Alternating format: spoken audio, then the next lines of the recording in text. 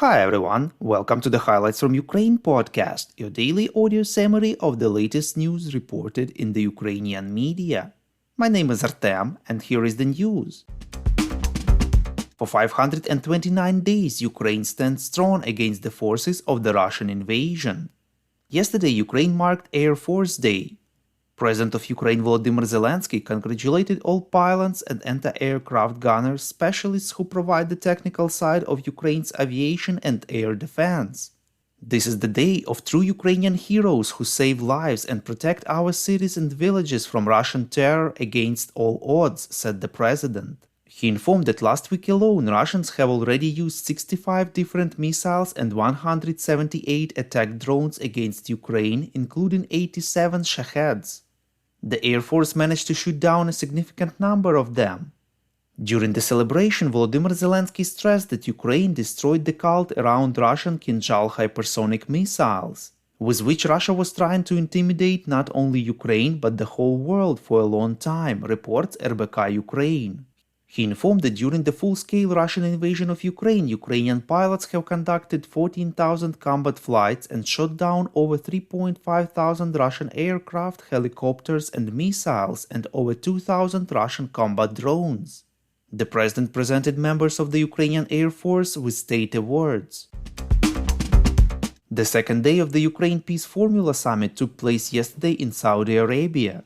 National security and political advisors to leaders of 42 states discussed the principles of the future peace in Ukraine. As part of the summit, head of President's office Andriy Yermak held meetings with heads of more than 30 delegations, reports Ukrinform. In particular, the United States, the UK, Saudi Arabia, Finland, Japan, Qatar, France, Germany, Spain, Norway, Turkey, Poland and Slovakia. He discussed with them Ukraine's defense needs and preparations for the Global Peace Summit.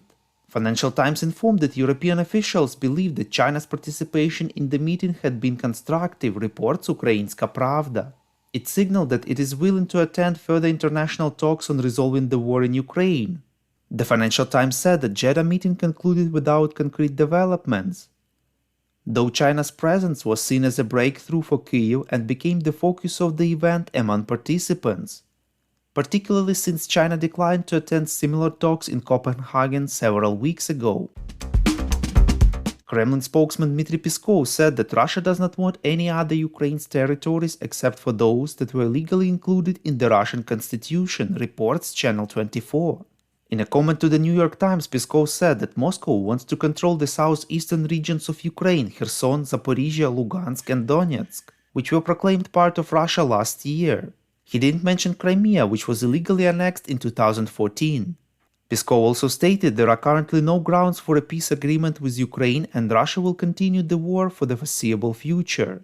Advisor to the head of the president's office Mikhailo Podolyak responded to this, saying that there are no Ukrainian territories that belong to Russia, only those that are occupied and will be liberated. We would really appreciate if you could rate us, ideally with 5 stars, and leave a glowing review in the apps where you are listening to this podcast, Google Podcast, Apple Podcast, Spotify and others. This really helps more people to find out about the highlights from Ukraine and truth about Russia's invasion. Russia's casualties in the war against Ukraine reached 250,000 military. According to the General Staff of Ukraine, just in the last 24 hours, Russia lost 540 military. Overall, it also lost 4,244 tanks and 4,977 artillery systems. The armed forces of Ukraine shelled 2 important bridges on the occupied territory of Ukraine, reports Radio Liberty. One of them connects mainland Ukraine with Crimea, the other connecting the occupied city of Henichesk with the Arabat Spit. Both of these bridges are important for the supply of Russian forces on the front line. According to the experts of the US Institute for the Study of War, Ukrainian strikes on bridges along critical Russian ground lines of communication are a part of the Ukrainian interdiction campaign focused on setting conditions for future decisive counteroffensive operations, reports Interfax Ukraine. Thank you for listening to the Highlights from Ukraine podcast. We're a commercial initiative of just 2 people and we need your help to grow. Share information about the podcast, rate us in the app, subscribe to our Patreon. With your support, we are getting better. call on you to demand from governments of your countries to impose the toughest sanctions possible on Russia and its citizens to stop their invasion of Ukraine.